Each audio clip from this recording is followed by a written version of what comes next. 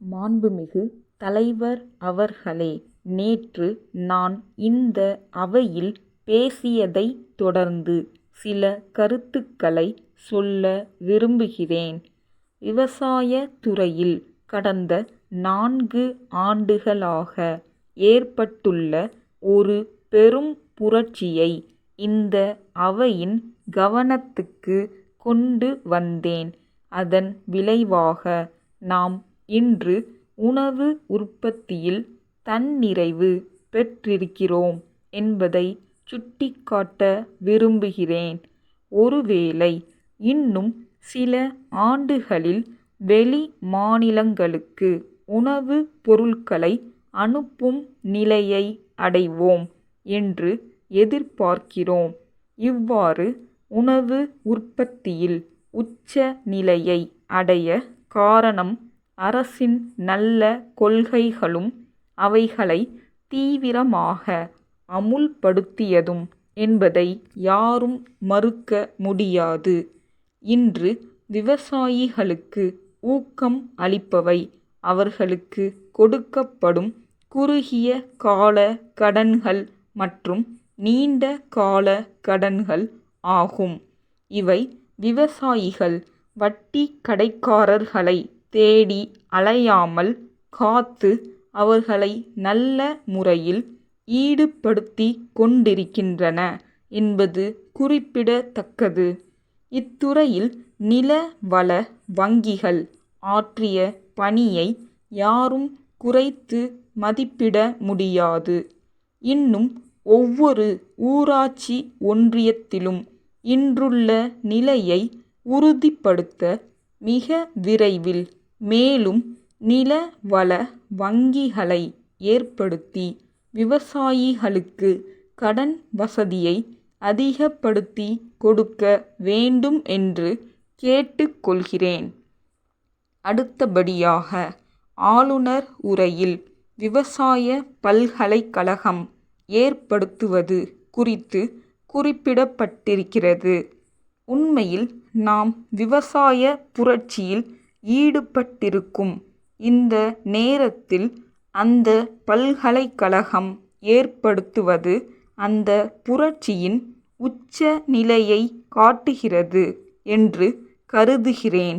மதுரையில் ஒரு விவசாய கல்லூரியும் கோவையில் உள்ள விவசாய கல்லூரியும் விஞ்ஞான முறையில் ஆராய்ச்சிகள் நடத்தி அதிக விளைச்சல் கொண்டு வரும் புதிய நெல் ரகங்களை கண்டுபிடித்து உணவில் தன்னிறைவு நிலையை அடைந்திருக்கிறோம் என்றால் அந்த பல்கலைக்கழகம் ஏற்பட்ட பிறகு விவசாயத் துறையில் இன்னும் பெரிய மாற்றத்தை எதிர்பார்க்க முடியும். இப்போது கோவையில் ஏற்படப் போகும் பல்கலைக்கழகம் 2 கல்லூரிகளை மட்டும் கொண்டதாக இருக்கிறது. திருச்சியில் ஒரு கல்லூரி ஏற்படுத்தப்படும் என்று அறிகிறேன். இன்னும் பல விவசாய கல்லூரிகள் பல பகுதிகளில் ஆரம்பிக்கப்பட வேண்டும் என்று நான் இதற்கு முன்பே சொல்லியிருக்கிறேன். பல தொழில் கல்வி கல்லூரிகளை ஆரம்பித்து கொண்டு போகும்போது தொழில் கல்வி பயின்றவர்களிடம் வேலையில்லா திண்டாட்டம் அதிகப்படும் சூழ்நிலையை பார்க்கிறோம். எனவே விவசாயப்பட்ட இளைஞர்களை வேலையில்லா திண்டாட்டத்துக்கு ஆளாக்க கூடாது. அந்த நிலையில் மேலும் கல்லூரிகளை திறப்பது சிறப்புடையதுதானா என்ற கருத்து நிலவலாம்.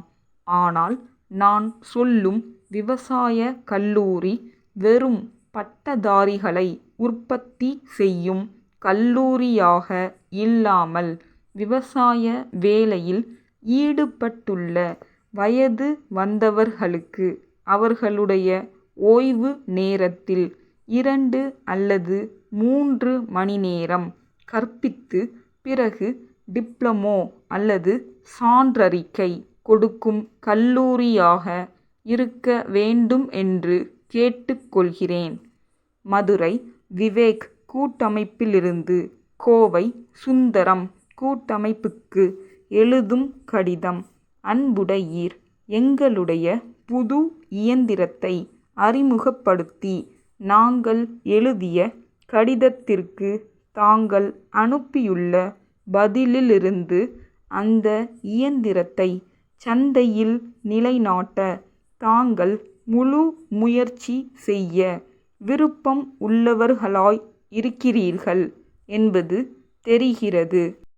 அந்த இயந்திரத்தின் வலிமையான நிர்மாணமும் போட்டியிடத்தக்க விலையும் நமது நாட்டில் நிலையானதும் அதிகரிப்பதுமான விற்பனையை உறுதி செய்யும் என்று நினைக்கிறோம்.